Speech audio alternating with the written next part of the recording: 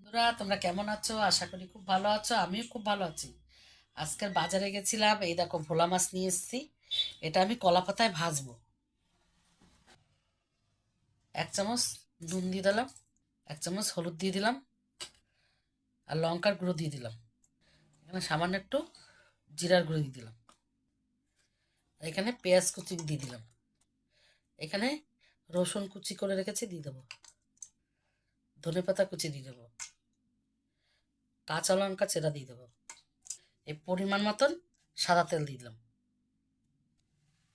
দিয়ে দেখো বন্ধুরা, খুব সুন্দর করে মেখে নিয়েছি। আমি এর আগেও কলাপাতায় মাছ ভাজা দিয়ে করেছি, কিন্তু আলু ভাজা নালে সিম ভাজা, আজকের কিচ্ছু না। আজকের আমি এরকম করেই সুন্দর করে মেখে নিয়েছি।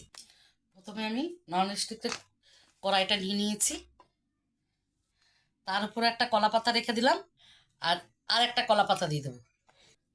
আমার এই কলাপাতাটা আমি ফ্রিজে রেখেছিলাম, তো ওর জন্য এরকম হয়ে গেছে, কিন্তু এটায় মাছ ভাজা খেতে খুব সুন্দর লাগবে।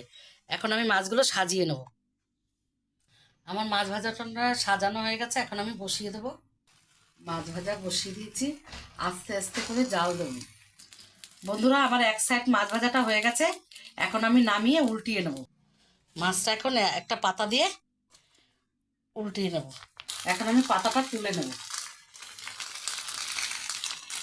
আবারও আস্তে আস্তে করে জাল দিয়ে নেব।